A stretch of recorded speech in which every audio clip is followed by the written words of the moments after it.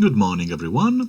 Today we are looking at the event that most people in this part of the world associate with World War II, the D-Day, and in particular the Normandy Landings of June 6, 1944. The D-Day was depicted in famous films like Saving Private Ryan, and it is one of the most famous battles of the 20th century. Today we will see whether this fame was well deserved or not.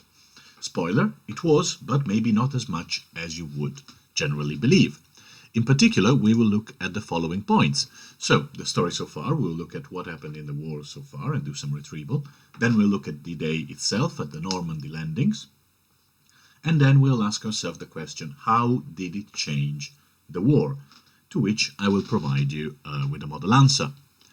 So, the story so far. You know the drill by now. We need to go through the previous events of the war in order to put things in the appropriate historical context. As you know, the war started when Germany invaded Poland in September 1939. After Poland was occupied, the Nazi army devoted its attention to France, which it forced to surrender in June 1940 thanks to its blitzkrieg tactic. Now, after the evacuation of the French and British troops from Dunkirk, the German Air Force, the Luftwaffe, began bombing British cities during the so-called Blitz. The aim of the Nazis was to force Britain to surrender, but the population bravely resisted, and by summer of 1941, the Nazis stopped bombing Britain and devoted their attention to the Soviet Union, which they invaded during Operation Barbarossa. Meanwhile, the Axis, Italy and Germany, and the Allies, Britain and America, were fighting in North Africa, and in October 1942, the Allies were able to score a difficult victory against the Axis at the Battle of El Alamein, and then moved immediately to invade fascist Italy. Unable to contain the invasion, the Italian government decided to kick the fascist dictator Mussolini out of the way and join the Allies. Meanwhile, the Soviet army had regrouped and started pushing the Nazis back to Germany after the Battle of Stalingrad in January 1943. So here you see a map of the war. The areas in blue are the areas occupied by the Allies. The areas in red are the areas occupied by the Axis.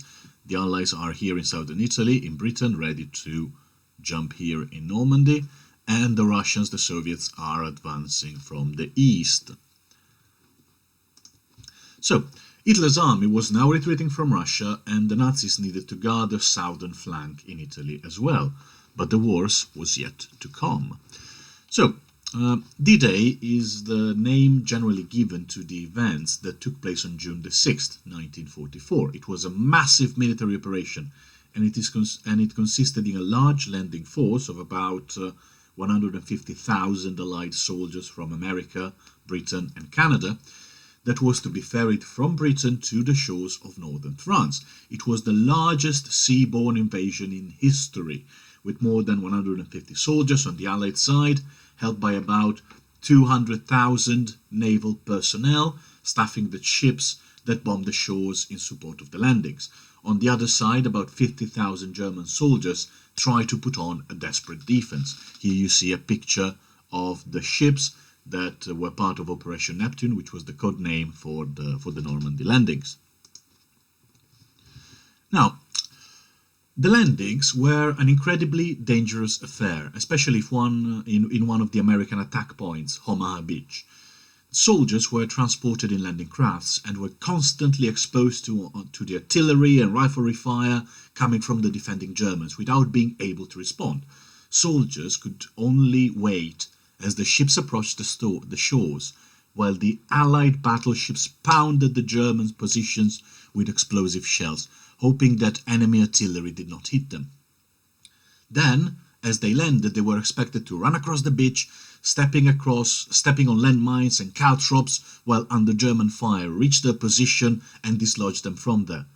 It is not surprising that in the minds of many of those who have survived the landings, the experience scarred them. They remained forever scarred by the experience mentally. Despite outnumbering the Germans 4-1, the Allies lost more than 10,000 soldiers, while the Germans lost only 4,000. But the Allied command had prepared in advance. For months and months, Allied planes had dropped tons of bombs on the railways and roads in order to delay the arrival of German reinforcements, while during D-Day, several thousand paratroopers were deployed behind enemy lines in order to distract them from the main operations. Eventually, despite the carnage, the Normandy Landings were a success and opened the Western Front in the Second World War. Now, how did it change the war? By 1944, you can see it in the map in this picture, Nazi Germany was already busy fighting on two fronts. They were slowing down the Allied advance in Italy, and most importantly, they were trying to prevent the Soviets from reaching Germany from the east. The resources of Germany, we need to understand this, were very limited in terms of fighting men, equipment and morale. Nazi Germany in 1944 was already stretched very thin. The country was running out of men of fighting age, for example.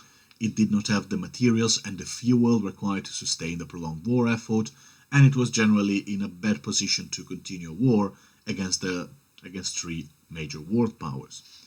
The Normandy Landings had opened another front which needed to be defended, and this contributed to bring Germany to complete collapse. However, many historians argue that the main part of the German army was busy trying to slow down the advance of the Russians, who were moving very quickly towards East Germany. Remember, in Operation Barbarossa, initially the Soviet army, the Russians, were taken completely unprepared and were forced to withdraw.